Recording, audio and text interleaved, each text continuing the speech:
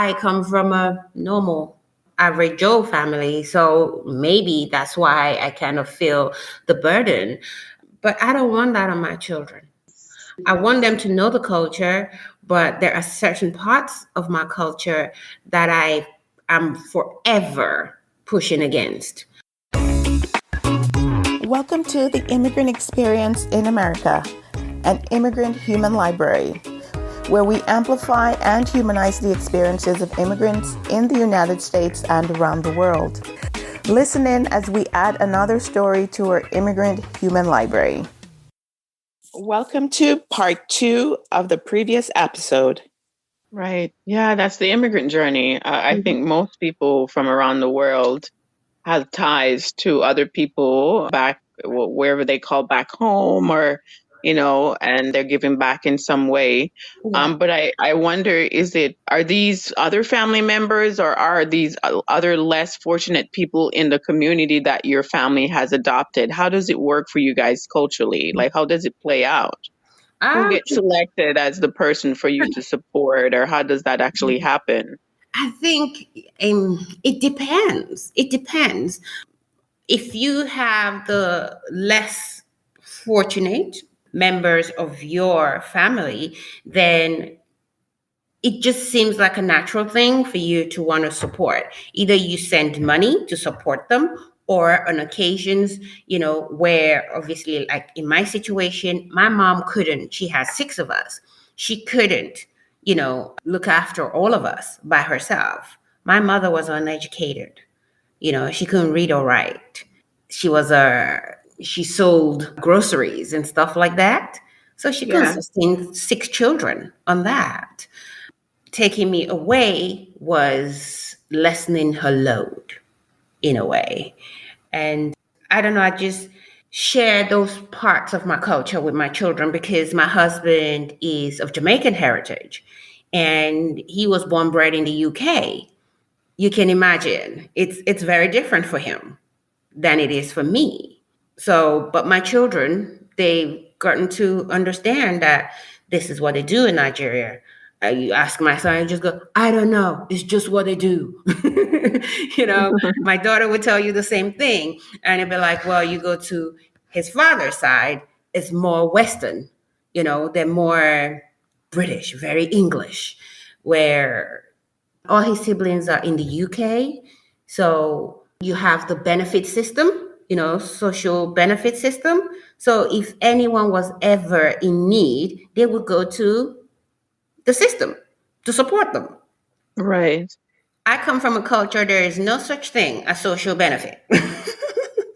Yes, I get that. There is no such thing. So hence, the family, whoever is more well off, will support the less than in the family. So sometimes it may be distant relatives, sometimes it could be close relatives.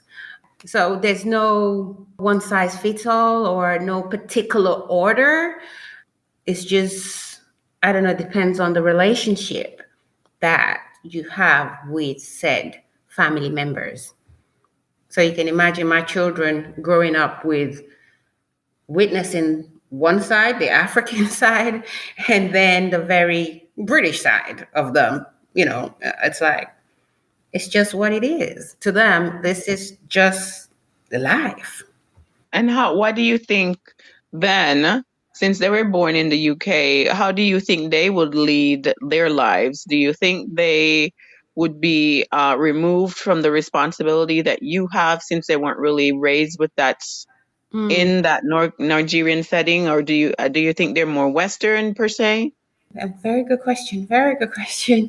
And it's a thought. It's something I've thought about. In a way, because they're so far removed from that, and in some respect, I have contributed to that.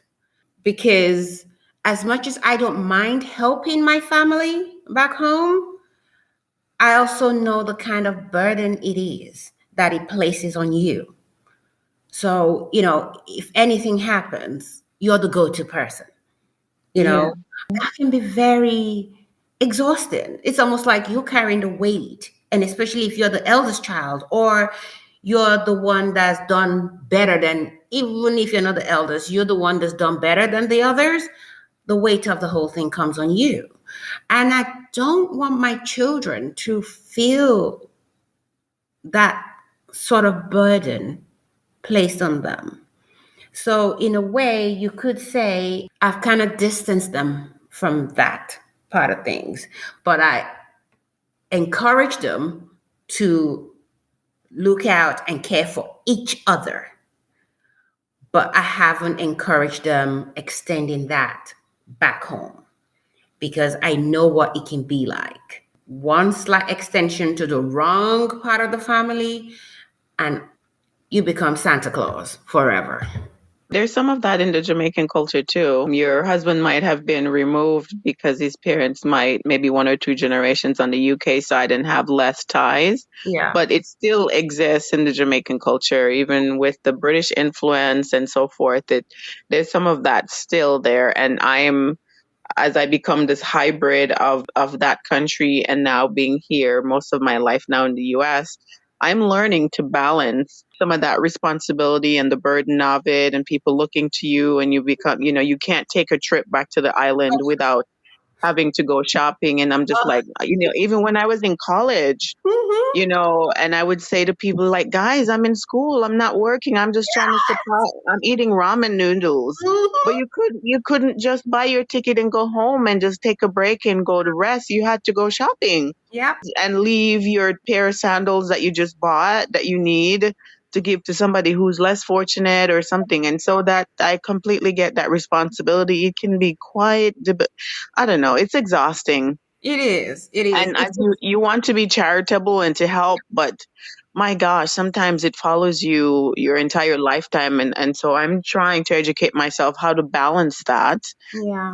and to making sure that I'm taking care of myself and my home, and making sure, my husband, my daughter, our home is taken care of Mm. before we put other people's needs ahead of ours. Because, I've observed people who just, they never really get ahead, or they never really care for themselves like they could or should, Hmm. because they have such a huge community that they have to reach out and give to. And Yep. it can be so sad. They just never really live because they have such a burden carrying for their entire community. Yes. And I'm really glad that that part of things I don't have to explain to you because it is, yes, you want to help. And there was once upon a time, if I was making £500, be rest assured at least 300 of that was going home. And I remember the first time Wow. I had a conversation with my non African friend. And I was getting stressed out because the money I sent hadn't been received. And I'm getting the phone calls like, where's the money? Where's the money? And I'm like, I've sent it. And she was like, I don't mean to pry, but what's this money they keep asking you? And I was like, oh, it's just, for this child's school fees. And at this point, I hadn't even had kids yet. I was My someone goodness. else's child's school fees, okay? And she was like, why are you doing that? I was like, I don't know. So it's what I'm expected to do because I'm the only one abroad. So even though, yes, I wasn't even making as much, I was living in a one bedroom. They're living in a how many bedroom mansion? I'm living in a one bedroom, and yet I have to provide. The other side to that is that I often talk to other immigrants who can relate. On the island, for example, people have so much produce around them. They have fresh fruits, they have vegetables, that they don't really have to buy food. Mm-hmm. Here in the US or in the UK or Canada, everything we eat, we have to pay for it at the grocery store. That's We right. pay rent, we have utilities, we have so many bills. They're not paying rent because there's a family property that somebody is living off of. That's They right. have fruits outside, they Mm-hmm. can just go pick and have dinner, Mm-hmm. but yet the responsibility is there. So it's a bit strange, and I am not quite sure at what point this whole, we call it the barrel mentality, where families here are constantly working to pack barrels and send back to take care of people on the other Mm-hmm. side. And some people do take advantage Oh, of people who are on the other side working. Oh, you're earning the pound or the US dollar and you have so much more. So you some people really do take advantage of that because there's so many stories of people taking people's homes. Yeah. They send money home to build a home and they go and there's no home built, or they're living in there with their husband, or the wife is there, moved in another boyfriend in the husband's home while he's away working and sending money back. There are so many stories. I always say to people going home, when people say, "Oh, you're going home for holidays," and I'm like, going home for me is not vacation. Mm, It's an obligation. There's a difference. And when yes. you go home, when you go to the countryside, you're going to relax. Nobody's bothering. You don't have to buy nothing. You may buy a bottle of wine or whiskey or brandy for granddad or grandma. I dare turn up with that. I'm turning up with, like, I'm allowed 23 kilos. I'm like, okay, let's multiply that times two. And then I'm paying extra luggages as well. It's not a vacation. It's an obligation. It got to a point I was like, it's no point going home. I will pay to go to Thailand.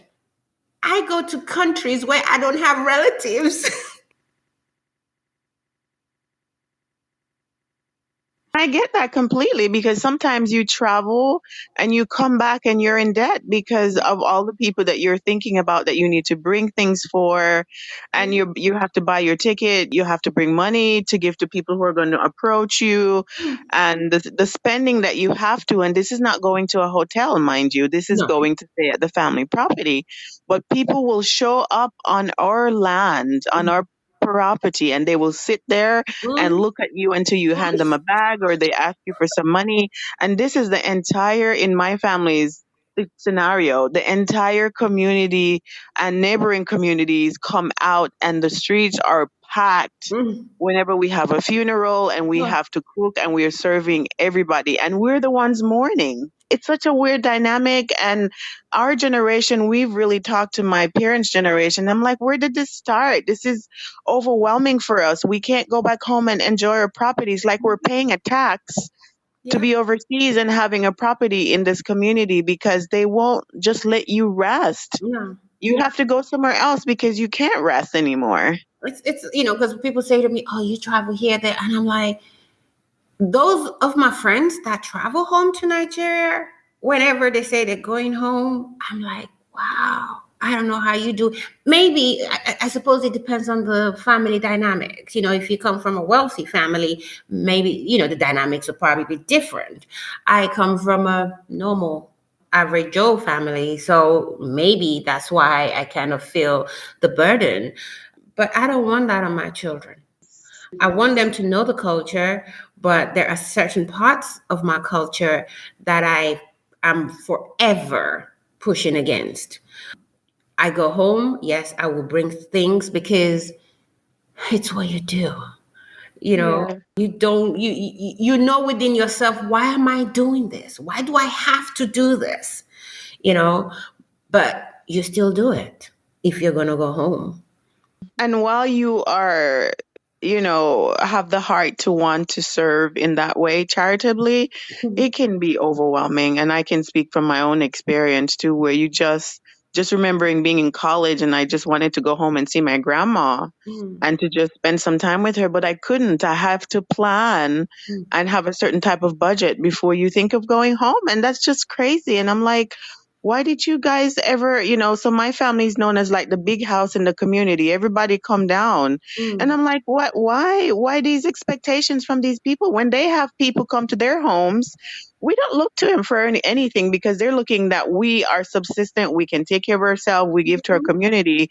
They hide when they get things and they don't share with us, but yet they come to our house I mean, lined up, looking, sitting on our veranda, waiting for us to share what we brought back. Or mm, they will have the audacity to say, "What did you bring back oh, for me?" And as a younger person in the family, I'm sorry, I say, "Excuse me, mm, did you give me some money or did you give me something to put down for you?" I mean, I have just been pushing back as I've gotten older and just realizing just people's expectation of our family. And I'm just like, guys, this has to end. It's not continuing with my daughter. It's It will not continuing with my daughter. that's But exactly my thought as well, because I'm just like, yeah, you guys get all you can out of me because it ends here. You will not bring this to my children. It ends with me. I remember the last time I was back home, it's almost as if someone says, "Oh, Stella is in town. Oh my goodness.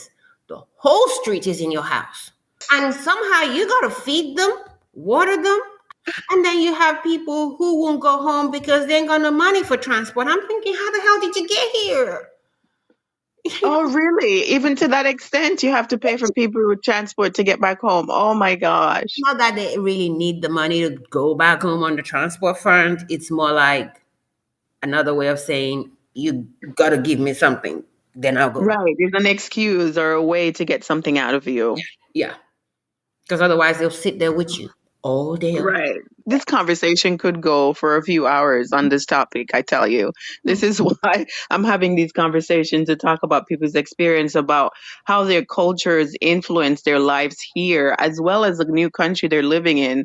And how do you balance now the two as you become more aware and try to hold on to the things from your old culture that you find meaningful, Mm. and versus letting go of those things that you find not helpful, and so forth. And so in respect of your time then, Stella, I wonder, how have you transitioned then with being in working as a professional woman? You're a mother, you're a wife, commute and live in Germany now while your daughter is attending school. Yeah. How do you balance self-care and now living in a whole new culture and all the dynamics that come along with that? How do you manage that experience? Okay. I mean, it was challenging at first, but in the last couple of years, I started, being firmer with my boundaries. As much as I would like to give, I can't keep pouring from an empty cup. There's nothing to give, because then I'm not helping them and I'm not helping myself. I had to literally say to certain members of my family, I'm really sorry. I cannot help you any further. I had to draw that line. It was hard. I can't help you any further. Tell me what you want to do. I will find the money and get you set up so you can self sustain. Whatever you choose to do with the money, it's entirely up to you. But you cannot call me and come asking for more. It doesn't work like that, and it will not work like that going further. I had to have those difficult conversations with people and say, yes, if ever I have more, I will share with you. But me becoming your source of income as if I am your job, no, it ends here. And that's what I did. And some people still didn't get it because they will still come back after you've done that for them. They kept coming back, and I stood my grounds. I was like, no, Good we're for not you. doing this. We are not doing this. And then there were points where, as much as it killed me at the time, I stopped taking certain phone calls, to the point that when certain calls come in, I'm just like, no, we're not doing this. We are Hmm. not doing this. I told you, I gave you the money. You said this is what you want to set up. I've helped you to set it up. Go figure it out. And I just had to. It was like a clean cut. I had to do it.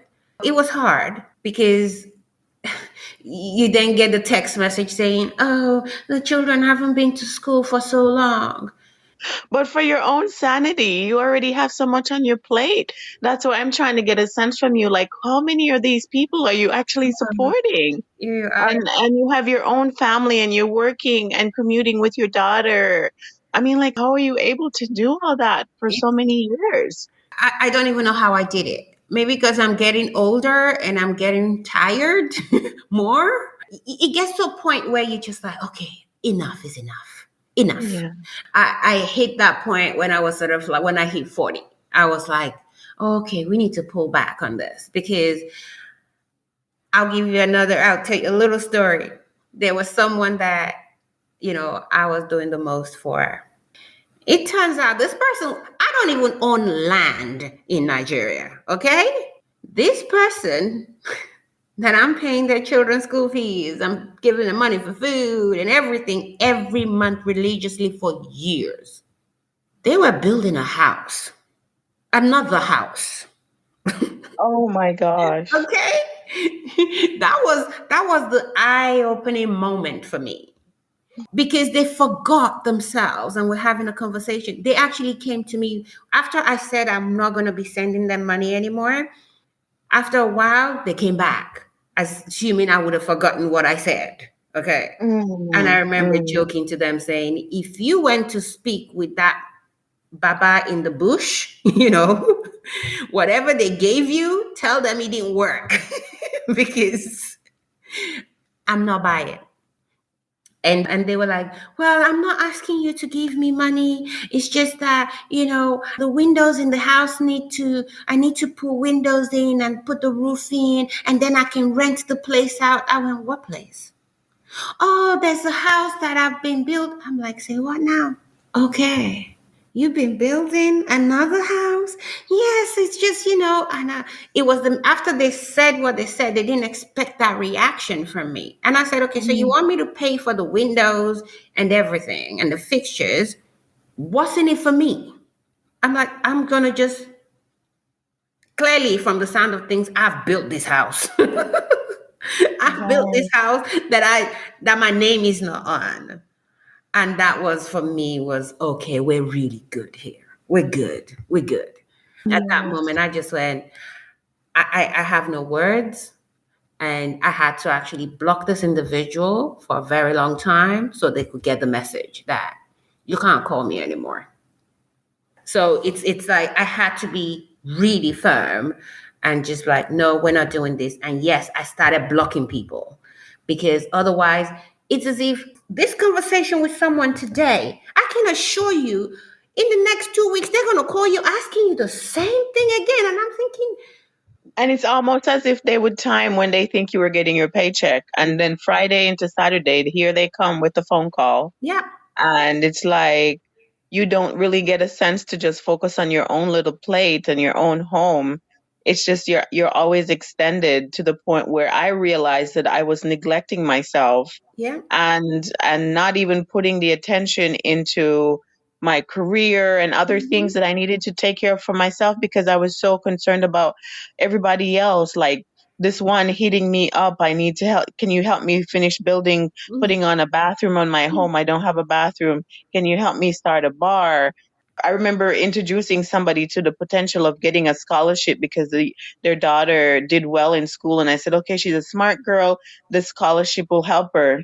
hmm, And now they expect me to pay for her to take the SATs, yep, pay for her to get the visa, pay for her medical, everything. So I said, "Do you not know anybody else? I give you introduce you to the opportunity, and that means I have to pay every dollar that goes into you making it across." yep, I mean, what is your buy-in? What do you have to contribute to this? So I have noticed in the communal immigrant community, people who come from high context cultures where there's a large community, it's less individualistic than like the Western industrialized countries. That codependency, where you have a tendency of rescuing people, hmm, is very prevalent in that community. I've had to work on myself because as soon I find a tendency that I have, I'm constantly looking for the next person to rescue. Like hmm, who else can I help? Who else? But yet there are things in my own home that are falling through the cracks and I can't even see it. And so I literally had to like literally take a class, read books hmm, to see my behavior, to see my actions and start hmm, putting in boundaries so that I can have enough in my well to pour to my daughter, to give to my husband. So I won't be so stressed and overextended outside of my home so I can have peace in my own home. yeah. I literally would go anywhere that I know chances of me bumping to any relative are zero. I'm going to Thailand. I'm not related to anyone there. Oh my I gosh. know I'm on holiday. I can relax. I can do me. I pack my bags, it's just my bags. Do you know what I mean? I'm not carrying 10 other suitcases, paying courier to ship stuff over because this person needs this. No, none of that. I can go to the spa, I can relax, and I started doing that. And the minute you sort of like put the boundaries in place, eventually they will get it. And eventually they did with me, to the point that it became a thing where family members would say, "Oh, have you heard from Stella? Oh, that one, she never answers any calls. Stella don't call anybody. We don't even know where she is. We don't even know her number." Yes, at one point I changed my number some years ago when I drew that line. And I was like, if I give you my number, do not pass it on to anybody. Yes, Because if yes, I find out, you will end up on the same list they are on, blocked. yes, And I yes. will not feel bad. Mm-hmm. And that's what I had to do to keep my peace. And I literally my boundaries were now so solid that you come at me with anything, and I just let it be known. We're not playing like that. Mm. We're not playing like that. And I say, if you want to join the list of your known other family members, move like that. Continue moving like that. And eventually Wow. you get the message, and people, you're now known as, oh, don't take that to Stella. Oh my God, don't. Stella will tell you, she will tell you things about you, and to the elders, she has no manners. And I'm Mm. like, I'm okay with that. That's another Mm. thing as well. Being told you've got no manners and you're not helpful, you're not supportive. I'm like, I'm okay with that. If that's how you feel, I'm okay with it. A lot of the time we're made to feel guilty, and you can care Yes. so much till you get to a point you stop caring. Mm. Mm. And I guess I got to that point. Like I said, I don't even own a piece of cloth back home. And there is somebody that I was doing work for, Yeah, helping building them to how build a many houses second home. off my back. It was kind of like a hard pill to swallow. And I have My friends goodness. with similar stories too. My friend was like, she went home to find her brothers built a mansion. And she went, whose house is this? He couldn't tell her it was his house. Someone else told him that it's your brother's house. And she went, no, my brother don't own a house. He owns that one. He's been building it. So, it's you just have to be firm with your boundaries. And yes, they would try the emotional manipulation. It's like, they're born, and then there's emotional manipulation training comes along with the birth. And Mm-hmm. they're just so good at it. When I hear other friends, they're like, how did you do it? And I said, listen, it's gonna sound cold, but you will have to be that cold. Because otherwise you'll never have peace. Yeah, Part of it is too that they don't ever learn to fish for themselves. exactly. If we continue to enable them in that sense, is what I've learned. I've studied, I've worked hard. It's no different for you living in another country, right? You need to do the same thing, right? They make different decisions. They're buying expensive phone. You go down and they're buying Apple phone. And I'm like, I don't even have an iPhone. I have an Android. And you are calling me every other week for money. Yeah. You're not hungry. I had someone laugh at me because I have an iPhone 6 and they have iPhone 10. They can't believe, they're like, how can you have iPhone 6 and they have 10? Again, sometimes people speak and they don't realize what they're doing. The minute you say that Yes, to me, my brain's going, you're on the block list next. Because clearly I'm furnishing your lifestyle. Now right. you're laughing at me that I don't have the latest phone, but you do. Okay, someone's got their priorities wrong. Clearly, it's me because I'm not looking after me enough. And that's the moment I make a mental note. After that call, the next time you call, well, The number you are calling is not in service. No, it's so true. And it's kind of like it's been a revelation for me in the last number of years. I'm kind of like, this person is calling and having all kinds of excuses, and it's like they come with another story every time they call. And I'm like, no, I don't want to live like this, right? And you see them, and they don't want you to bring them like anything basic. They want you to bring them Air Force One. They're telling you the brand of whatever they want you to buy when you're coming. And even when you help them financially to do what they say they need to do, they take the money and they do whatever else they want, and then they're Mhm. back in the same place that they claim that they started. Yeah. So it's kind of like you have to set the boundaries or you'll never have peace, and they will never mature and grow up to be able to support themselves.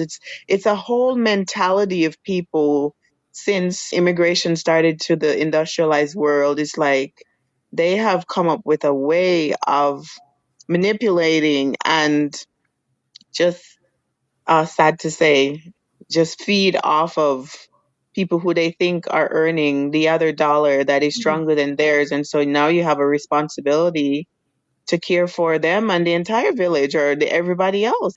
You know, something else that I noticed once I started putting boundaries in place and I was like, I'm not doing this anymore.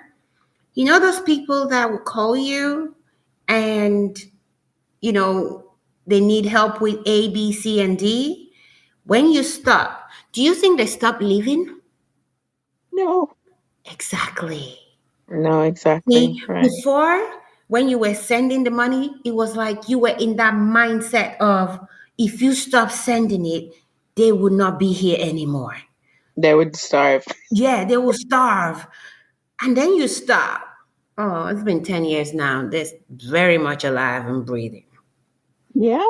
Or they found another person to manipulate and tell stories to get money.